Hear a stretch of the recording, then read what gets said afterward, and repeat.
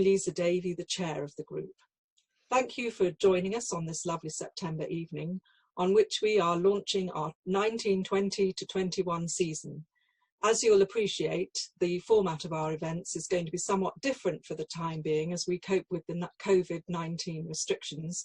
So I hope you'll bear with us as we tackle the technology involved. We're delighted to begin this year's events with a lecture by Vera Hobhouse. As a long-standing supporter of this group, Vera has addressed us on 2 previous occasions. I'm sure you're all aware that Vera has been the Member of Parliament for Bath since 2017. German by birth, Vera has degrees in history and fine art and has worked in education, radio journalism and as an artist. After marrying an Englishman in 1989, she became a naturalised British citizen in 2007 and she has 4 children. Her political career in the UK began as a Conservative in Rochdale in 2004, but she and her husband defected to the Liberal Democrats in 2005, and she was re-elected to the council for that party until she moved to Bath in 2014. She won the parliamentary seat for Bath in 2017, and amongst other things, she is the Lib Dem spokesman on the environment and climate change. Fluent in German and French, Vera Hobhouse will be speaking to us in English this evening on liberalism under threat in a changing world. So without further ado, I'd like to thank Vera for joining us this evening, and in the absence of welcoming applause, I'll hand over to her now. Thank you, Vera. Thank you, Lisa, and it's a great pleasure to see you all. I see some familiar faces tonight, which is always great. Although we can't meet physically, it's still good to see each other at least on the screen, and I hope you're all well, and I very much hope that you got through lockdown and you know, the last few months okay, because it's been a big challenge for all of us.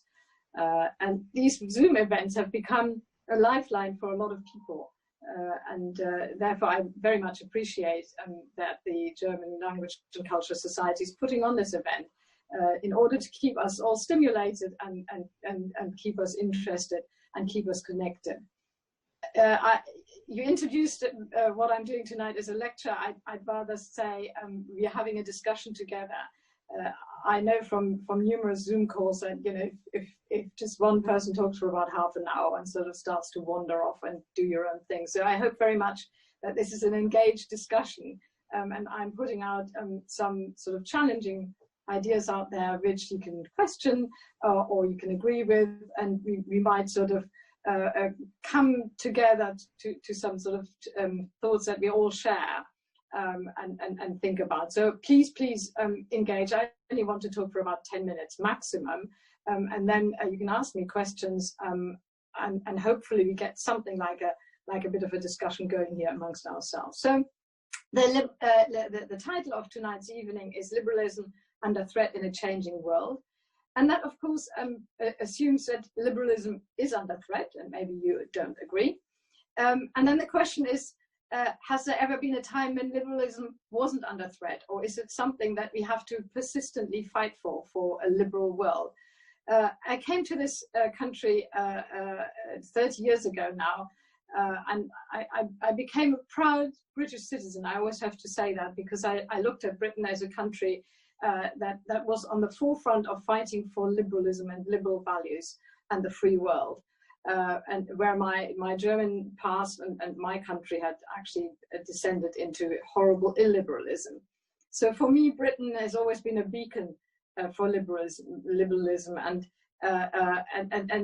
therefore I look at today's world and our country as well, and I start to be worried about certain tendencies about this country, but also of what happens in other countries. So in Europe, we definitely see the rise of authoritarian parties and governments. These are right-wing movements who weaken the judiciary and the free press and use new political tools to undermine what we know as liberal democracies. And examples of that, very clear examples, are Hungary and Poland. And in almost all other European countries, right-wing political parties and movements now have large minority support. And I think only about the AfD in Germany, which I, as an ex-German citizen, find particularly horrific, seeing that surely Germany as a country and my generation should know better after we have seen what total destruction we have brought to the whole of the world when Germany was a right-wing dictatorship. But let's not forget, here in Britain, we could also be going along the same road as becoming more and more, going into a very extreme right-wing direction. And I think the US is also a very worrying example. So my theme for, or what I put out there as an assertion is that in today's world, I think that the threat to liberalism comes from the political right. And that was not always so. When I grew up in Cold War Germany, the threat to liberalism came from the political left, and we lived in a divided Europe, and we saw what Eastern European communism did to countries like East Germany, but also Hungary and Poland and all the countries that were in the Eastern Bloc, as we called it. And we lived in a very divided Europe. And I grew up in West Germany.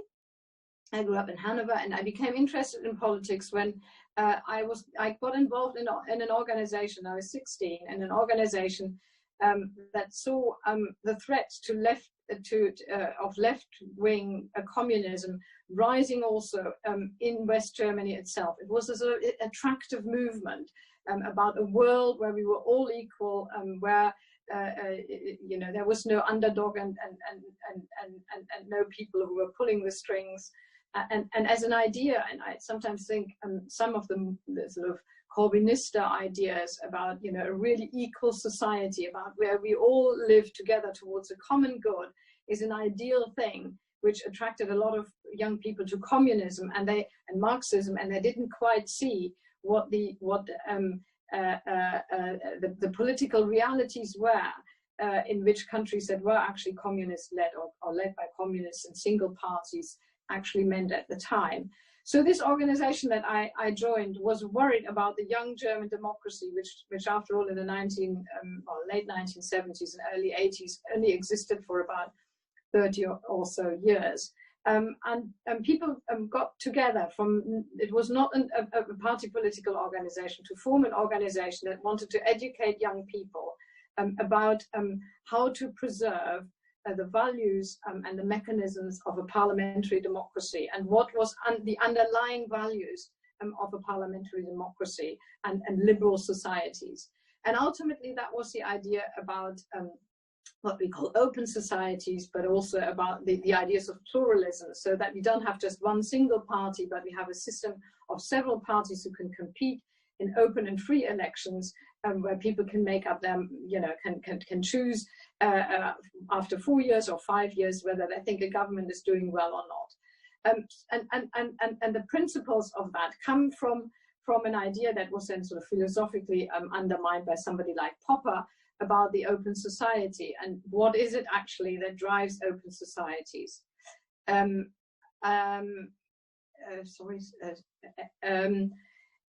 I've not, oh, here we go again. Sorry, the screen seemed to have been lost, but let me continue. So Popper's idea about that there isn't an absolute God, but we only ever get to the truth and science works like this too, by putting an idea out there, and then through disproving the idea, we get to the next step of finding a better way of operating. And he sort of reflected then on the way of how science works, and he thought politics should also move forward in that way. Contrasting to communism and Marxist ideas, where basically you already know what the absolute good is, and we are driven by history into that one direction, and we don't need the competition of parties. We only need one party which has understood where we need to go, and therefore they're going to do the right thing for people anyway. And we've all seen what communism has done to Eastern Europe, and the collapse of communism in 1989 was one of the biggest joys for me, to see that an illiberal political system was collapsing. But it was something that was for a long time very attractive. I became politically involved in Germany, never in a political party, but I worked in the students' movement for independence. But the way these political thinkers were sort of getting more and more stuck in their own way and not allowing any other ways of being discussed was a big threat to liberalism and parliamentary democracies and political systems that were based on the rule of law and not on one or the other political party thinking they knew all the answers. And we have seen what has happened during the 1990s. There was no competition ultimately then to what is generally called capitalism, so the idea of business and industry and capital supporting industry, supporting economic activity, and therefore also determining a lot of what happens in politics. But what has, and in many ways that worked fine for at least a decade, and we saw the 1990s, and we saw Eastern European countries sort of tiptoeing towards democracy, and we saw our own country sort of in the Blair years sort of still going along quite nicely. And then with all countries, what happened was, because we became more global, we became more open, and we were sharing more and more things, there has been in the last 10 years or even more so a big backlash where people are sort of going back driven by the idea of that we want to be just our country, and that we want to protect ourselves, and that liberalism is some sort of thing that undermines our traditional values, and we are bringing in, for people who have sort of faith ideas around gay marriage, where a lot of people will feel threatened in their ideas of what they think is right or wrong. And most recently we saw the Black Lives Matter movement, and quite a lot of backlash there, because people again feel threatened about keeping our British values, and people are withdrawing more and more into a world where they think we need to protect ourselves. We are besieged by some sort of conspiracy almost of all sorts of powers that threaten our traditional ways of doing things. And increasingly, we are retreating onto this sort of right-wing platform as a country, where we don't want any immigration. We don't want liberal ideas around accepting people of all colors, accepting people of all creeds, accepting people of all political persuasions, but also of gender. All these sort of things make people, because they're frightened, less and less liberal, and that is where we currently are. It has led us to Brexit, to retreat also within our own sort of national boundaries. We are building borders again in order to protect ourselves from the threat of immigration, but also possibly from the threat of other influences. So while we had old immigration from communities from Southeast Asia, with a lot of new communities springing up in our country in the last generation or two, with different faith and different value sets, who have become very much part of British society, but who also mean that some people and some communities feel threatened by them. And I was always very alarmed when during the Brexit debates, people weren't talking about Europe, but we're talking about, well, what do you think about mosques, or what do you think about that we don't celebrate Christmas anymore in our own country. So I think a lot of illiberal tendencies are springing up from fear. But what we are doing, therefore, is retreating into a sort of right-wing, very ultra-traditionalist, ultra-conservative corner, where our attitudes towards others and otherness is becoming more and more illiberal, and where we are dividing our own society by othering all sorts of things that we don't believe to be British, or be in line with our tradition and what we believe in. And become more and more illiberal. And that is a tendency that we see, unfortunately, across Europe. And increasing patriotism is, I think, a good thing, but increasing nationalism that makes people go into, retreat into their own borders again, and political movements that ultimately threaten what I believed was a progressive forward way towards integration, free movement, free exchange of ideas, to retreat back into our national borders. And national borders and politics mean increasingly I find a way of conflict, and at the ultimate end then we are ending up with wars again. And that is why I'm so worried about our current political tendencies. And the question is really, first of all, am I over exaggerating that? Am I wrong? Or are many people in Bath and across the country also worried about it? I think they are. And the next question is then, what can we do about it? And the thing about liberal societies is often, because we are liberal, we want to be very inclusive, including those tendencies that are anti-liberal. So how does a liberal society protect itself from illiberal movements and parties without being accused of saying, well, you're illiberal too then? And that is often, a very, very big question. It was a question that we were asking ourselves in the 1970s when there was German terrorism around. How hard do we respond to terrorism without becoming an illiberal society ourselves? So the question for me really is sort of, how can we fight back if we think that liberal societies are under threat? If we want to fight back without becoming illiberal ourselves, and how can we move forward without othering, without dividing ourselves even further, and become that open, tolerant, or remain that open and tolerant Britain that so many people have valued and taken for granted for so many years.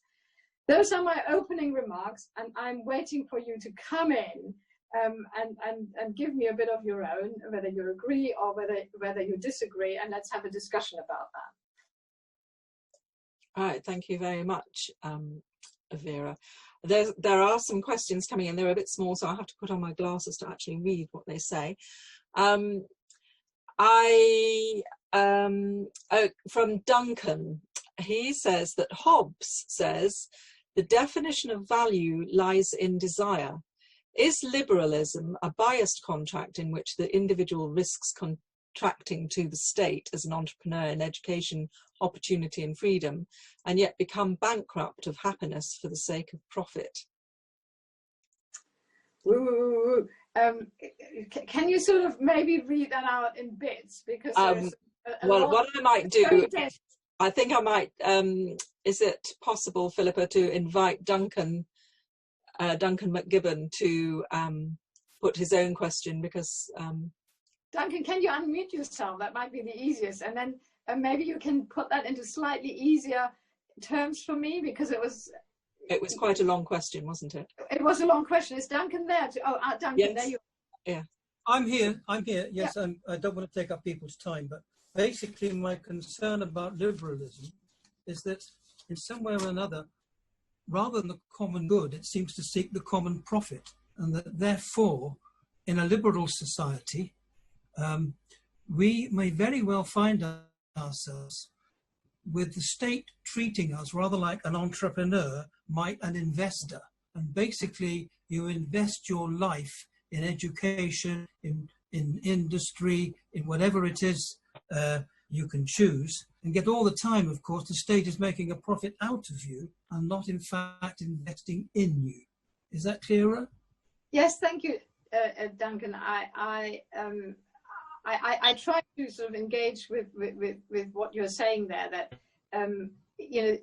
that ultimately, without us noticing, the state is taking advantage of us, and we are becoming subject to ultimately a state interest rather than the other way around. That the state is ultimately there to protect ourselves against mainly about the threat and danger to life. So that's why we have got our defense, and we defend ourselves against crime.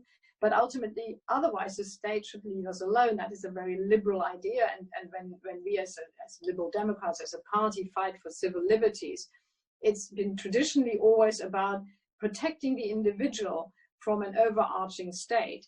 And so that's an idea of liberalism. There's of course also a very right-wing idea of liberalism, which is economic liberalism, that also argues for, you know, business and enterprise to be as free as possible from the state in order to do its business. And we are ending up then in a sort of Adam Smith idea, although to be quite honest, Adam Smith isn't quite what people sometimes interpret him as. But yeah, ultimately that we have just a sort of free fall for everybody of economic liberalism, where you know, we elbow each other out of the way in order to get to the top, and without any state interference. And of course, many modern ideas about politics are about some sort of moderation in that, so that individual enterprises can do their own thing and business can do their own thing. But in order to make sure that we don't leave vulnerable people and vulnerable communities and minority groups behind, we need to regulate some of that activity in order to make sure that we include everybody in society. And my own way of you know, being a liberal Democrat is that, yes, you know, I of course want to protect the freedoms of the individual from the state, but at the same time, my liberty and my liberal rights end where the liberty and the rights of others start. So it is a liberal view of being very, you know, very much considerate around the idea of society and others, rather than just sort of saying me, and I am the person who, you know, who should be protected from all of that stuff, but I don't actually have to have any regard to others. And often liberalism, or being liberal, is being misunderstood, that it is all about me. And we can see some of that in today's big raging debate around COVID, and how we are taking away liberty from individuals. And I would always say, look, as a liberal, my main concern, apart from myself, has to be about the protection of others, which is why I'm wearing a face covering all the time, not to protect myself, but to protect others from the eventuality that I'm infectious. And so, you know, there are lots of different ideas around, you know, what liberty is or liberalism is. But yes, Duncan, I'd say we always need to make sure that the state doesn't take advantage of us, and that we are very clear, it is very transparent what my relationship to the state is.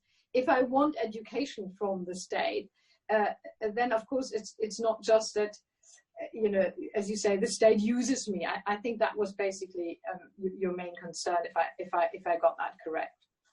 Yes, thanks ever so much. Brilliantly put. Don't agree with you, but wonderfully put. Thank you very much. You don't agree with me? All right. Thank you. Well, no, because so many other people do exactly the same. Like, say, for example, Merkel's Christian Democrats. And, you know, it's not as if you're alone. What we're looking for, I suppose, is a much more specific justification of liberalism. But I don't want to, you don't have to answer that, because I don't want to dominate the group. Thank you, Duncan. Thank you, Vera. I want to move on to Alan's question, which has just whizzed up the list there. Thank you.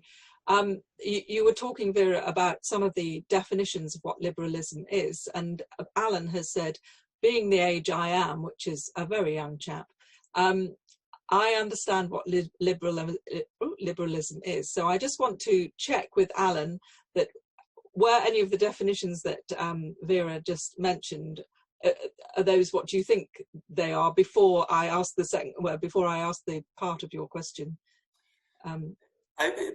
Sorry, I'm unmuted, yeah. My suggestion was that people of our age probably have got a handle on it and can recognise a lot of what was said. But I would say a concern for the Liberal Democrats and for liberalism as a whole is how widely spread that understanding might be amongst young people. Just to exemplify that, I would say that a lot of young people would very happily make reference to socialism or capitalism, depending upon which they were against.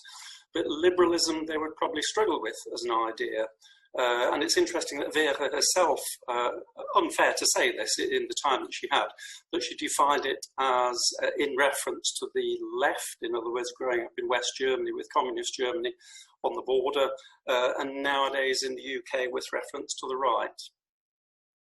Well, I wasn't going to say, you know, that Britain is the only country where the threat to liberalism comes from the right. I think it's a global phenomenon, and it came ultimately out of a sort of vacuum, really, that I think we have all seen after the collapse of Eastern European communism and ultimately communism or Marxism across the world. I mean, if you look at China, which is the only country, you know, big power that would probably still describe itself as communist or Marxist, it's also one-party capitalism.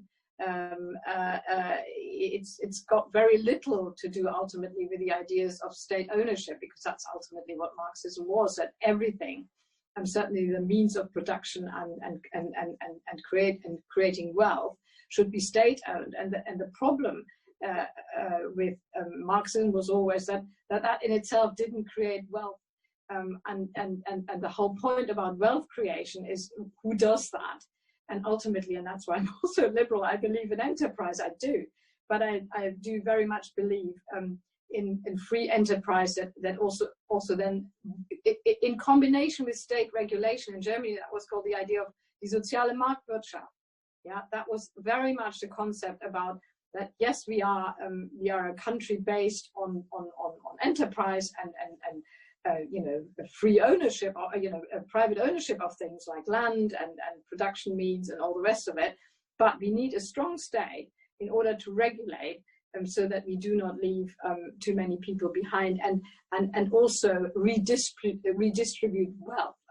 A lot of what we do as a state is wealth redistribution through taxation.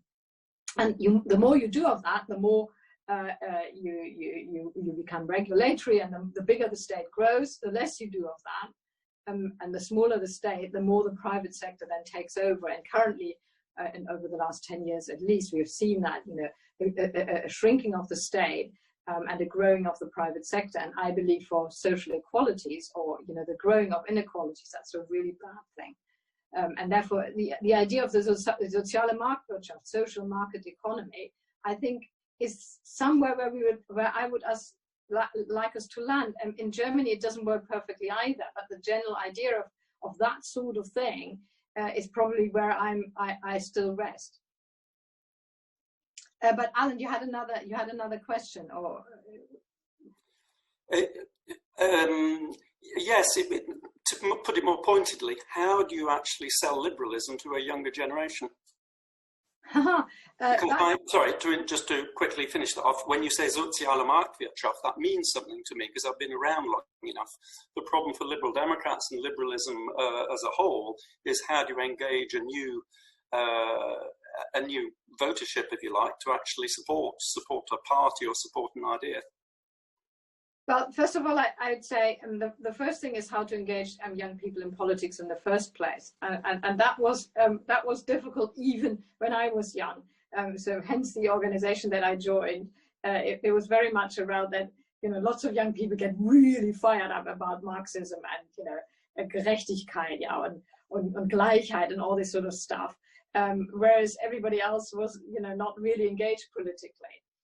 And if you look at what engages young people these days politically, it's their climate emergency. That's the one thing that young people get engaged with, and sometimes in a very illiberal way, to be quite honest, because you say, so how do you bring that about?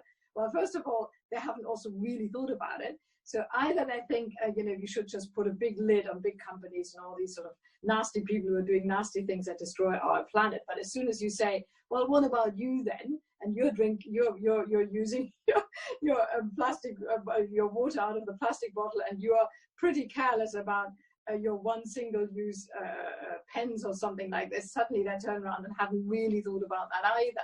So young people, and I don't want to blame anybody, the enthusiasm of youth is that you get passionately involved in something without actually having thought through you know, the detail of an idea, and that probably comes with age. And how many people really get involved in politics because they're coming from a sort of philosophically argued reason? Most people get into politics because they get angry with something. People get involved in local politics because they're objecting to a planning application, or they finally want their pothole fixed.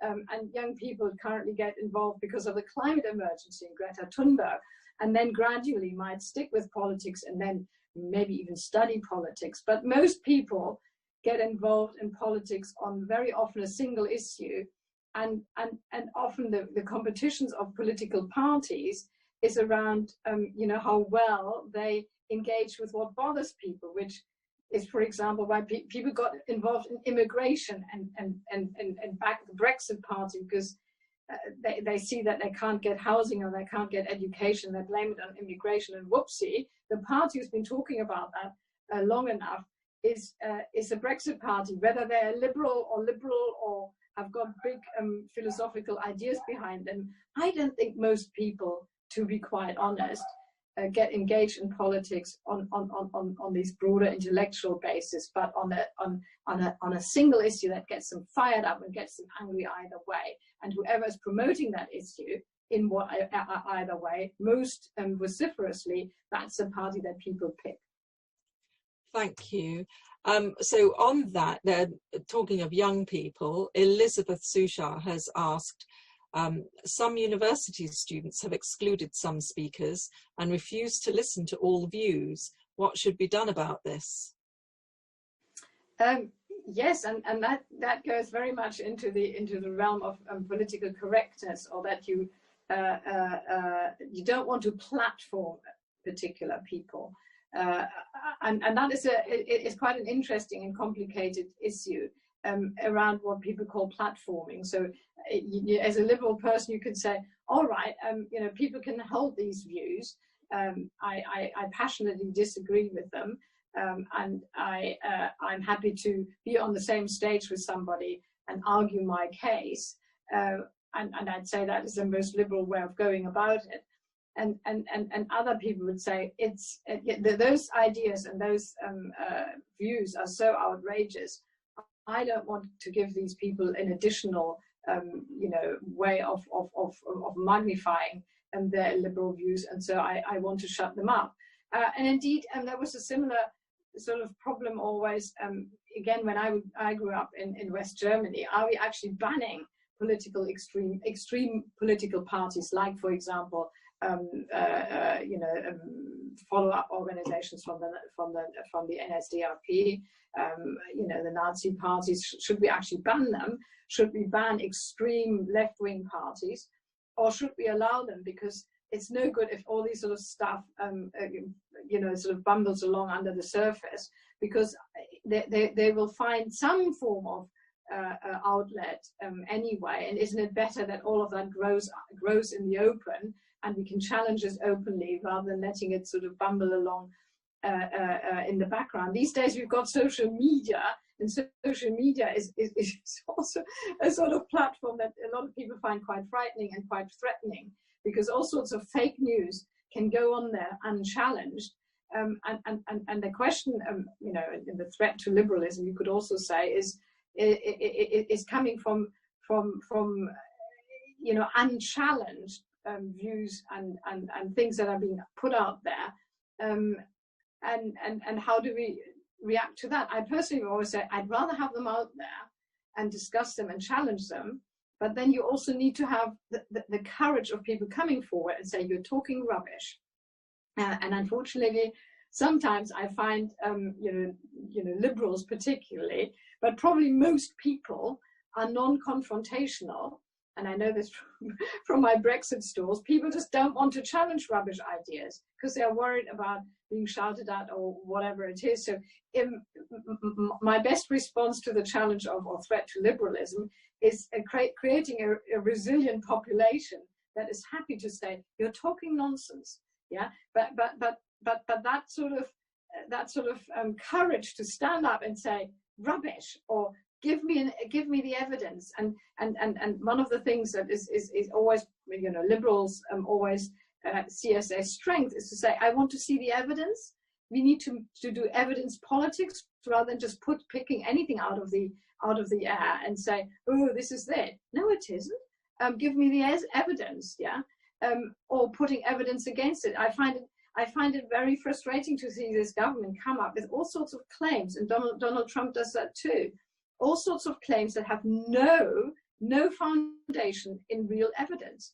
And that is where this threat to liberalism also comes from this idea of fake news, and people put things out there, they're unchallenged, nobody asks them to actually provide the evidence for it, or even if they do, then people are saying, oh, that's just opinion.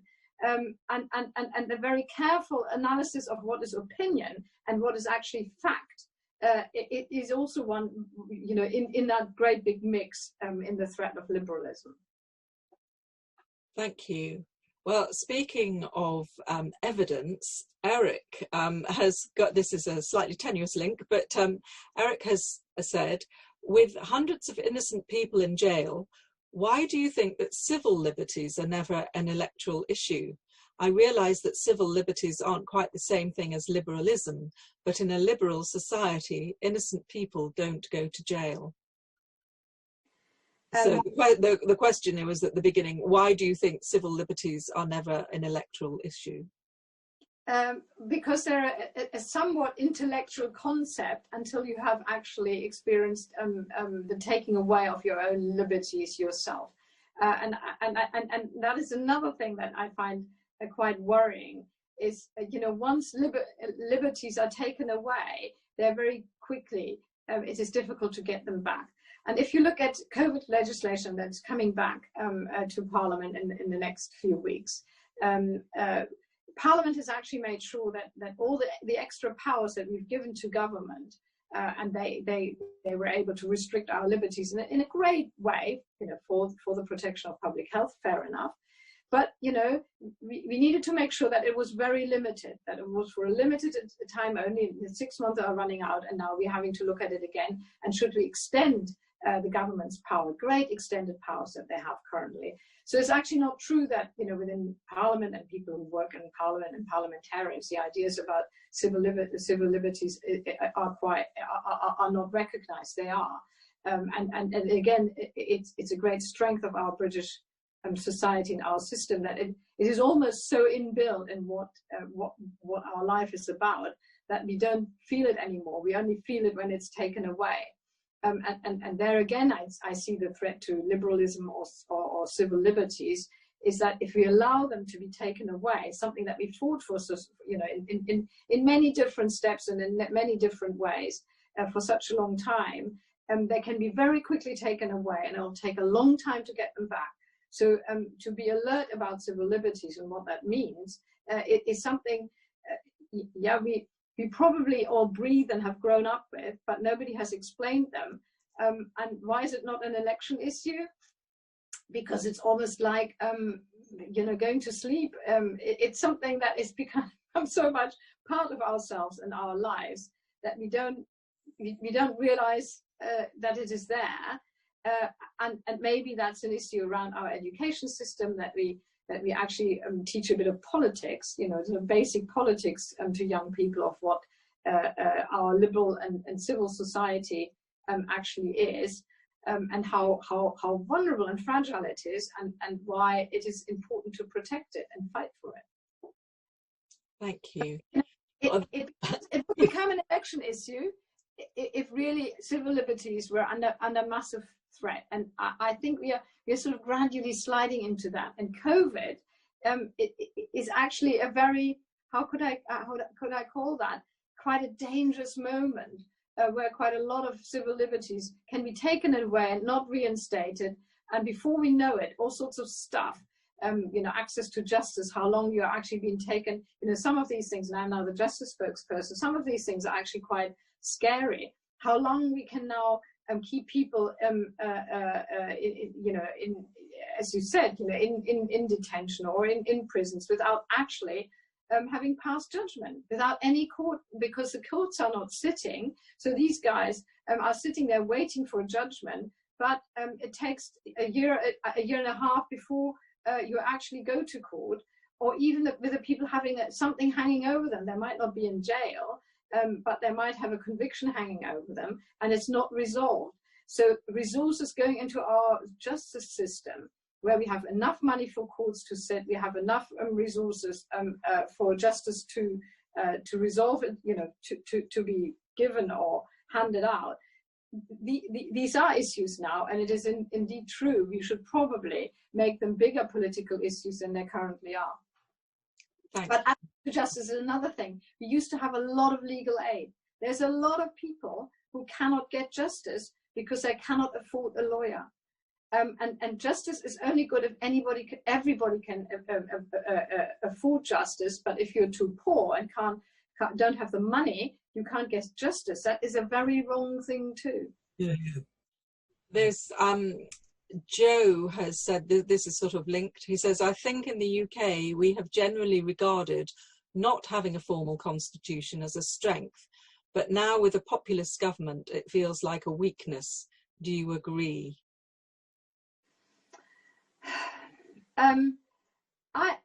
I think, to me, this is ultimately not where the threat comes from. I think whether you've got a constitution or not, the threat comes more from a political climate, and you can see that rising in countries like Germany, which has a constitution in the same way as you see it in this country. I think what favors currently right-wing governments, or the rise of right-wing politics, you know, in Britain is a very unfair voting system. So to me, the first past the post voting system has led to many imbalances in our political system. And while in Germany, let's say the AfD gets also its 13% or whatever it is, because it operates as a single party, it operates within the competition and the pluralism of many other parties. It's there, but it doesn't get majority support. Whereas in this country, with first past the post, we are more and more in a left and right wing bloc, and within that right wing bloc, the extreme right voices have you know through the Brexit Party gained a lot of support, and I blame more our voting system than the lack of a written constitution for that. Okay, thank you. This is a slightly different topic now. Judy's question. Around the world, there are parties called liberal or assumed to be liberal, but with widely differing policies. Why is this?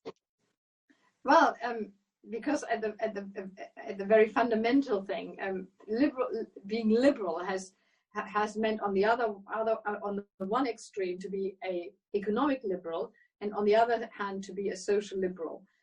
So it is actually a very wide coalition of liberal views that can be described as liberal. I myself would call myself a social liberal, but economic liberals are ultimately much more on a sort of conservative right-wing side, where social liberalism tends to be centre-left or left. So the Australian liberals are actually the conservatives. In America, the liberals, well, the Democrats against the Republicans are what, you know, generally liberals against conservatives. So yes, there is some sort of confusion around what liberal actually means. And when Boris Johnson defended Tony Abbott to be, you know, on his trade deal team. He said he's a great liberal. Well, he's an arch conservative. But if you look at liberalism in that economic liberal sense, then he is a liberal. He believes in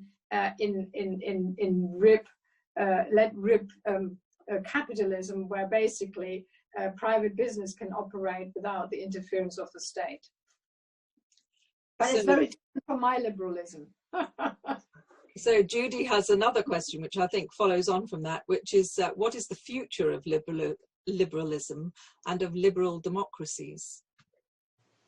Well, we would all describe ourselves, and you know, the word liberal can be sort of interpreted in so many ways, and we are getting into the real you know, hardcore of why this is a big subject which we can't discuss in an hour alone in order to get to some answers. But we all describe ourselves as liberal democracies, and it's probably I'd say a more precise term to call what we have as a political system as a parliamentary democracy, because it describes better what it is. So,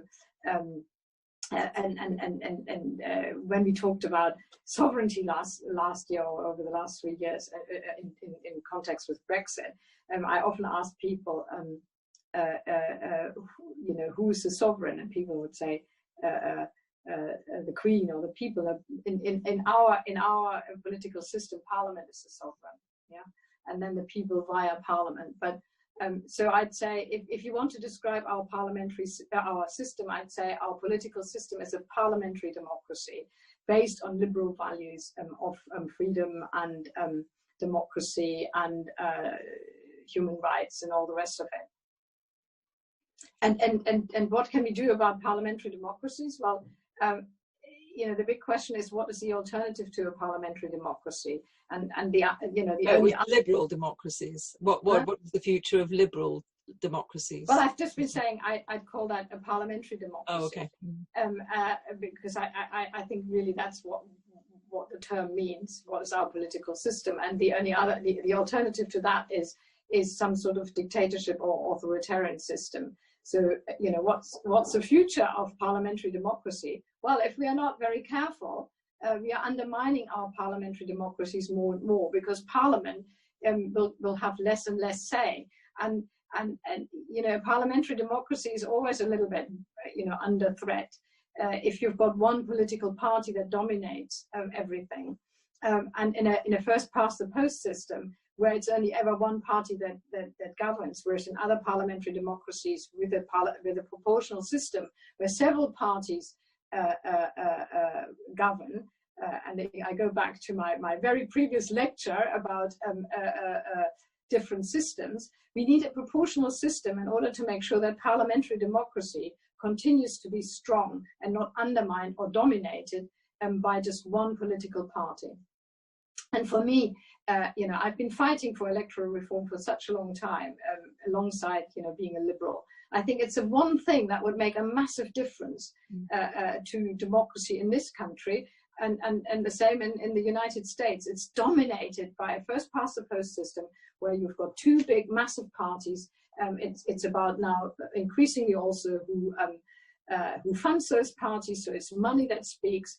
You know, there are a number of things that we can do to save parliamentary democracy and make sure it's fair, and it represents people rather than just money interests. Thank you. Now, Jane Evans, if she's still there, I'm afraid I can't see everybody on my screen. She asked a question half an hour ago. I'm just going to invite her to ask it herself, because I'm not sure if she refers to liberalism as you have defined it. Well, that might have been half an hour ago and not just what you just recently said. So, Jane, would you like to unmute yourself and ask your question? Is she still there? Yeah, I'll read it. Hang on, let me read what I've written. Hold on. So I wrote, how would self-preservation fit in with your liberalism as you have defined it? And this was asked when you were talking about immigration controls and how people were reacting to, you know, being flooded by immigrants. And I think what I formulated in my head was the question of when governments take action and make policies to preserve the interests of the nation. Is that contrary to your concept of liberal ideas? So, you know, a lot of people often feel it's a threat to include more people, and you know, or allow more things, or be less prescriptive about life. You know, in terms of, let's say, marriages can only be a man can marry a woman, and suddenly all sorts of people can marry each other, and don't we need to preserve some of our traditions and our values, or should it just all be a free-for-all? And then you very quickly come down to what is at the core of what you believe. And my core belief and I'm a Christian as well, by the way, is tolerance. And it is about understanding that people come in all shapes and sizes and beliefs and so on and so forth. And my human response to everybody, and you know, politics is ultimately what we humans do to each other. My human response to everybody who I meet is to be to accept that person rather than reject the person or reject the ideas or reject the way they're living their lives, or so saying you have to, you know, in an extreme way, you all have to wear green sweaters rather than wearing a red sweater. So let's just people live their lives and accept them as long as they don't threaten the lives of others. And that is always, it's quite difficult liberal concept about the let and let live goes as far as it doesn't impinge on the let live of others. And as long as we have that consideration for each other and say, you know, okay, I want to live my life. You know, what do we do about antisocial behavior? So I want to sleep at night, but somebody else is making a great big banging noise, and I can't sleep. So it's always how much do we consider the other person. So of course I should ultimately go, and we do, to the people who make antisocial noise and say, look, I can't sleep. Or ultimately stop people from making all that noise, because they can make that noise during the daytime, but please don't do it at midnight. So it is about a balance of interest. But my liberal attitude to other people is to be considerate, and to give people space, but also to say, look, here I am, and these are my ideas.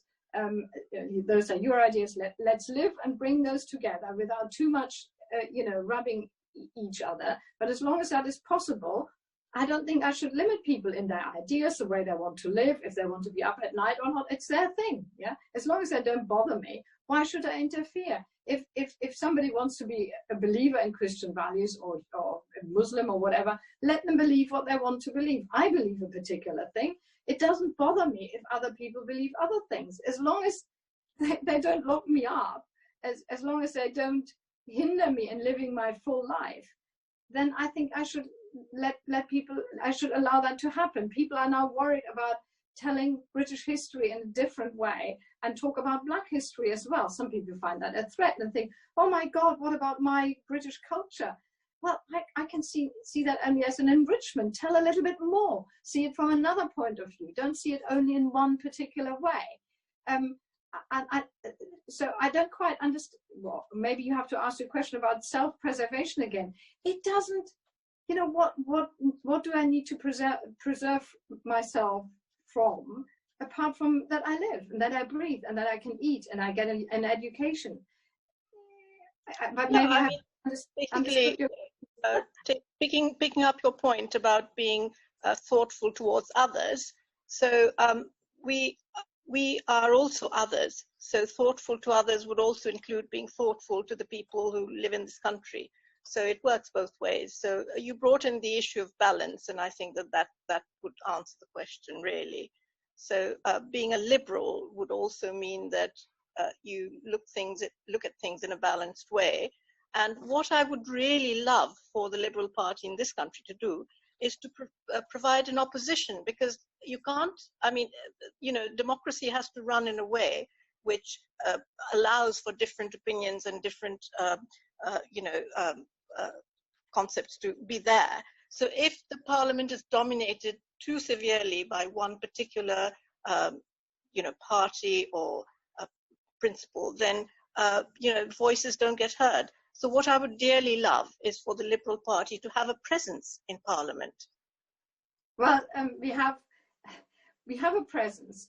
We have 11 MPs, and I tell you, I want to demonstrate how unfair the voting system is. We got 12% of the national vote, and we got under 2% of representation in Parliament. That's why it goes wrong. Under proportional representation, we would have, 80 to 100 seats, and suddenly our voice would be much louder, and suddenly the press would take notice of what we are saying, because there's 100 Liberals.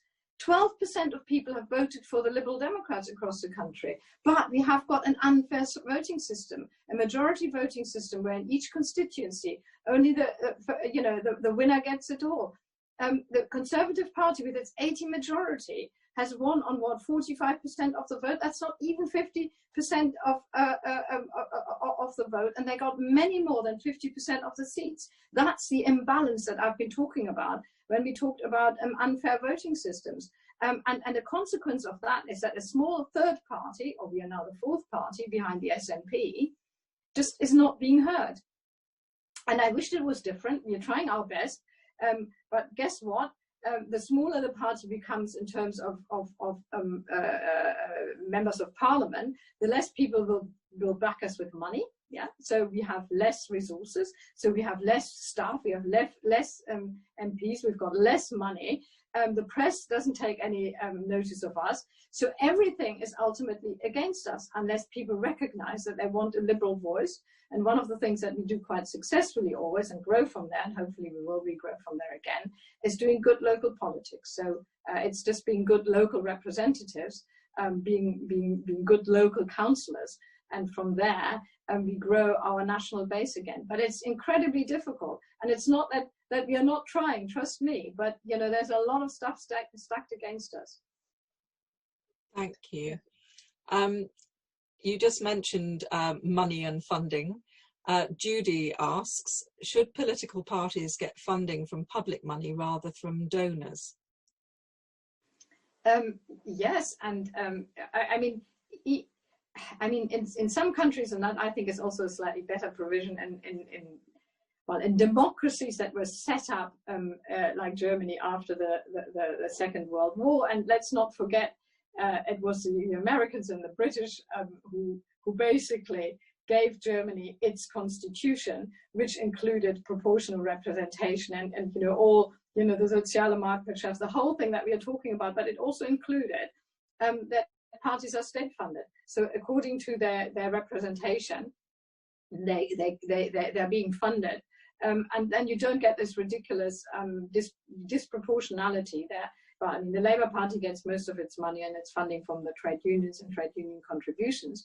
And the Conservative Party gets it all from private donations. And we got for a while also a bit of money, to be quite honest. We got quite a lot of money last year because people wanted to stop Brexit. So we got a big donors last year who supported us. But now that Brexit is done, they're quickly walking away again.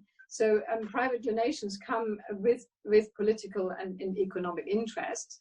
And as soon as you are not seen as a party who can actually implement what you want as a company or a business or whatever it is, or interest group, then the donations are going away again. But the other thing that is particularly annoying about our system is not just where parties get their money from, but a limit on spending.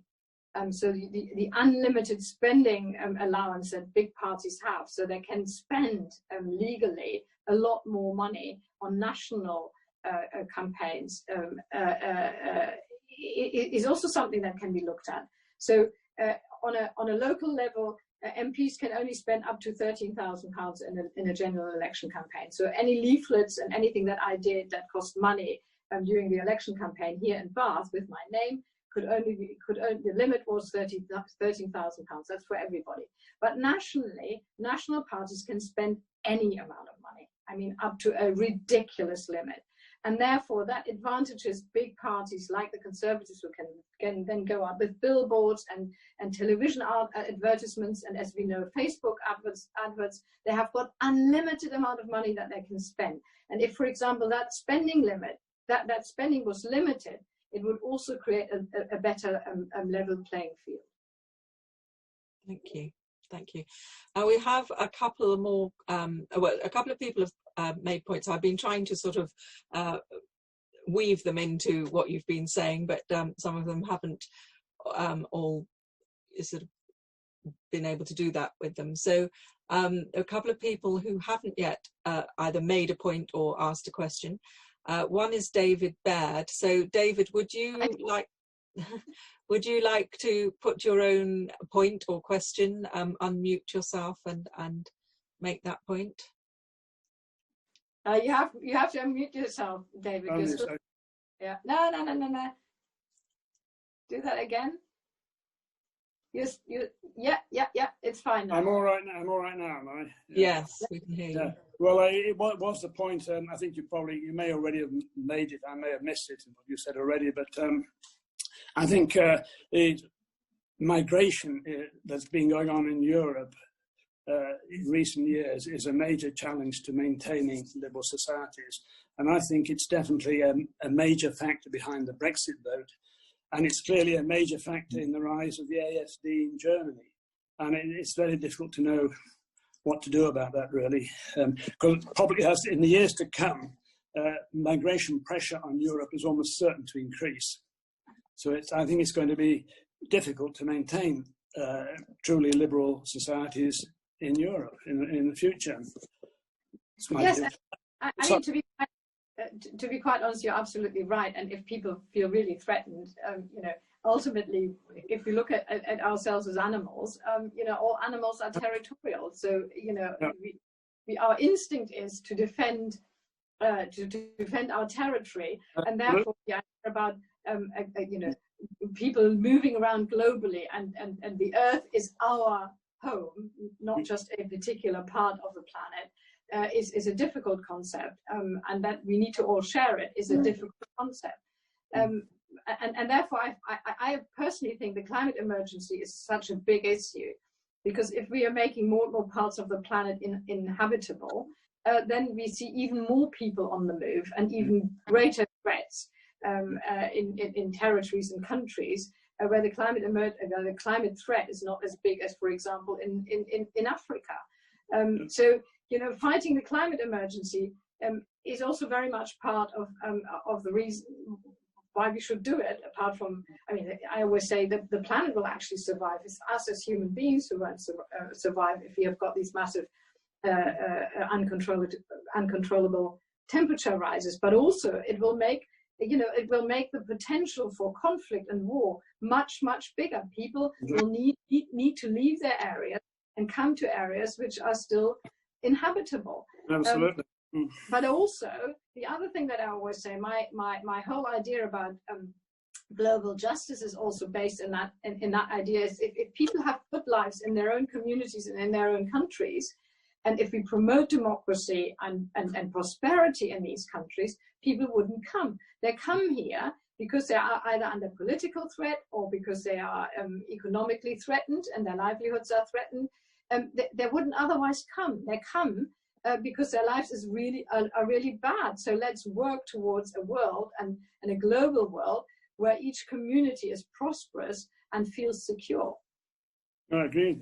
Before you mute me again, I also like to say another point. In my view, it's going to be very difficult to change the first past the post system in Britain. It's totally entrenched, and there was a referendum about it some years ago, and the British people, in their wisdom, decided to retain the first past the post system. So I don't think there's any hope in that, certainly not in my lifetime, and probably not in yours either, of changing the system. I'm working hard on a progressive alliance. That's my political program anyway, because I don't think we can now defeat the right-wing bloc, because it's a bloc, with a left-wing bloc. If the left-wing or centre-left political parties keep splitting their vote, so we have, in my lifetime, I think my only chance of not seeing the right rise, but see some sort of centre-left policies and progressive policies enacted. We need to create a progressive alliance, and through that, I still have some hope that is also then part of a progressive alliance. And to be quite honest, the only reason why we are still stuck with first past the post is because the Labour Party also sees it as an electoral advantage.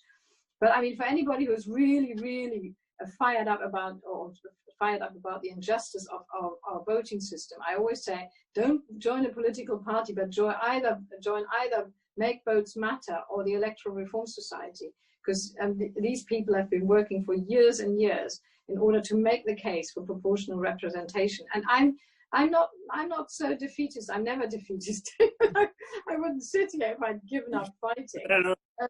And we need to embed the idea about proportional representation, not because it is an electoral advantage for anybody, but because it makes for better democracy. It really does. Well, I agree.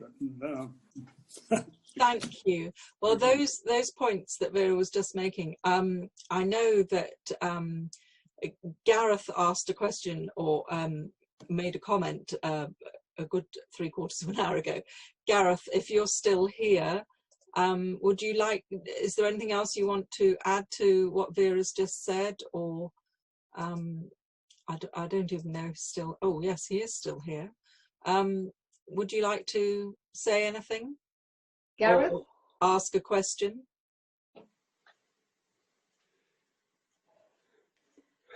Have you unmuted yourself? Where is Gareth? Let me just go through this. Hello, Gareth. I can see his name. I don't know. He might have gone to Gareth has unmuted himself. Can you hear us, Gareth? No. Okay. Well, I know. Make Votes Matter. Sorry, I've just given that the wrong name.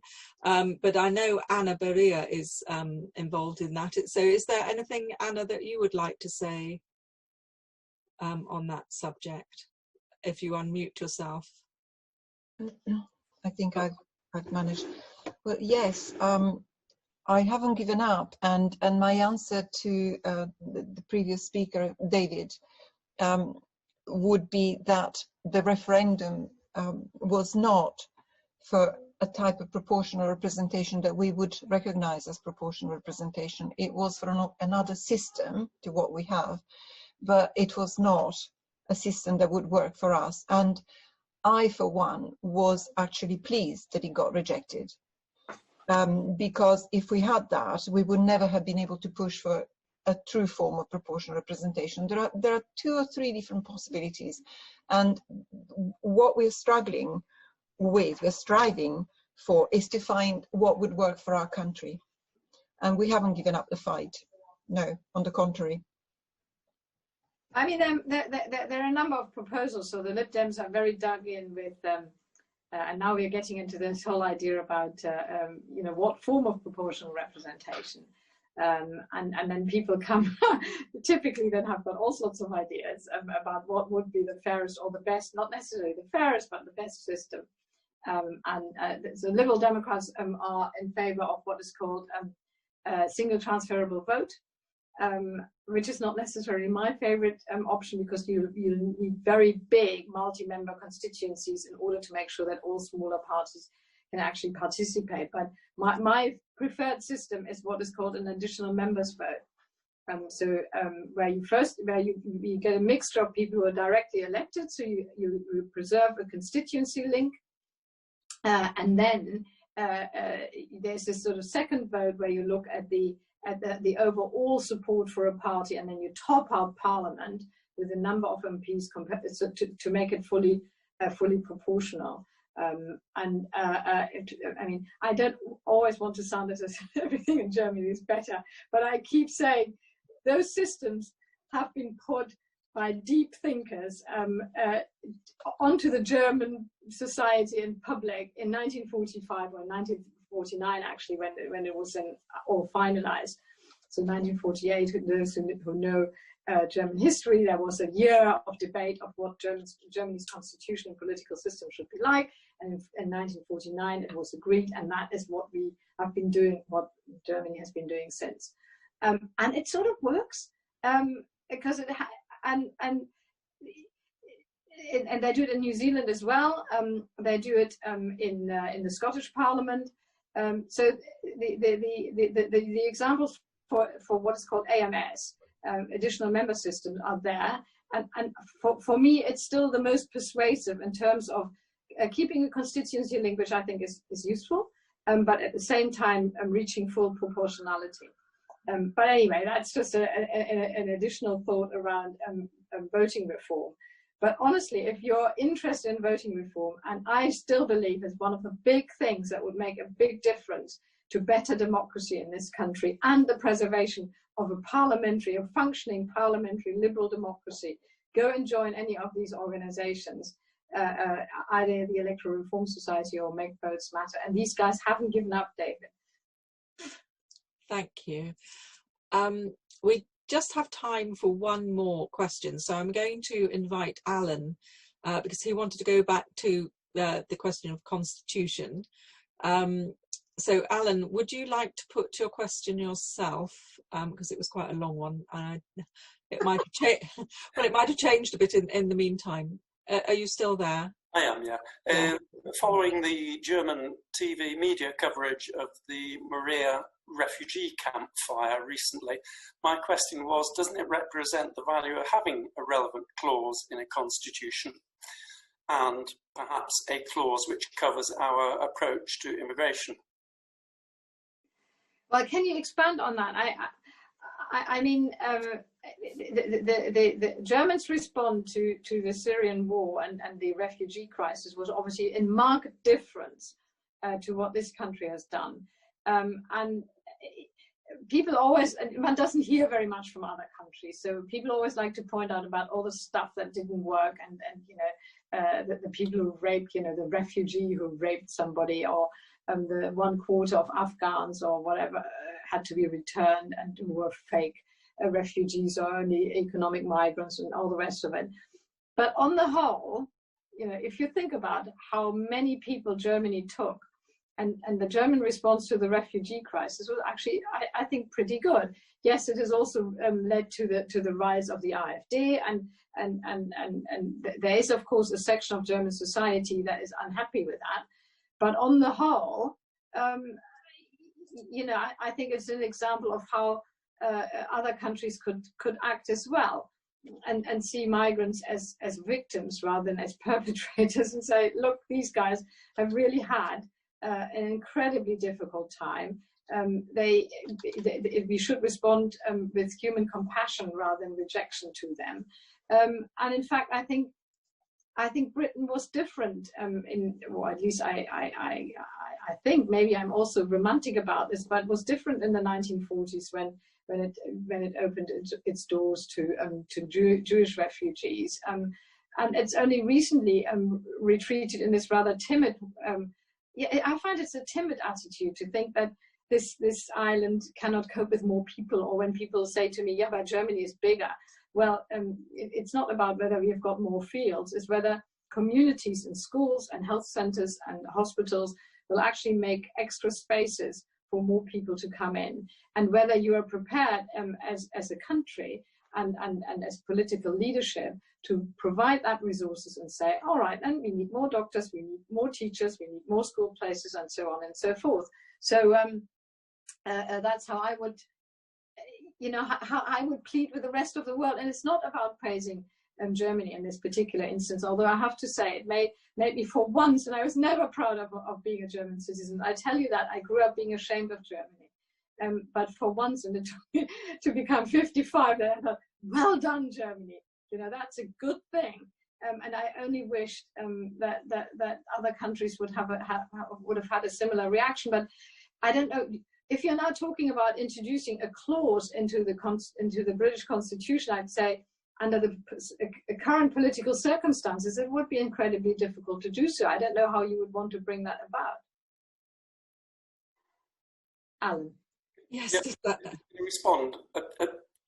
Should I shut up, Lisa? Have we got others? No, well, you have about 1 minute or so if you wanted to respond to that.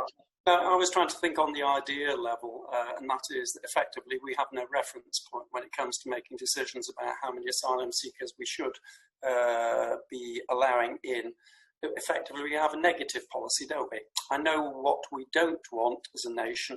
However, with the lack of some constitutional clause or similar, I don't know what we do want. And I think that lack of the reference point has major implications for notions of liberalism in the UK and what we do.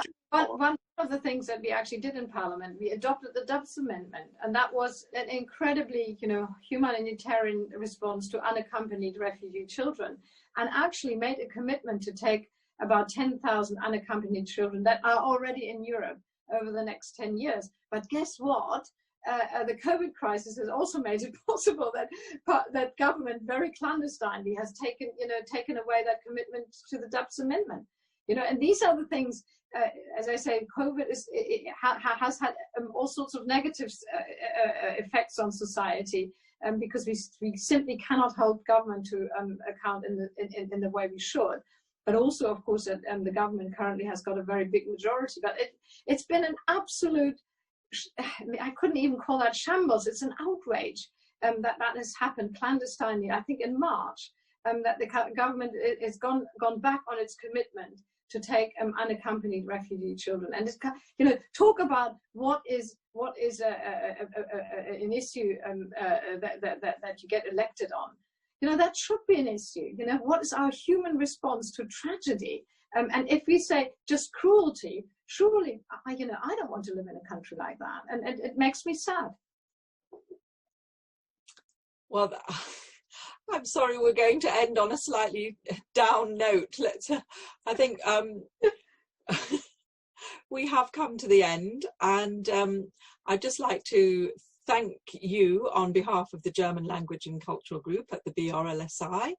And I'd like to thank the live listeners here this evening for your contributions, and Vera for a very stimulating and interesting evening. And this recording will now cease. Thank you very much, everybody. Goodbye. Bye.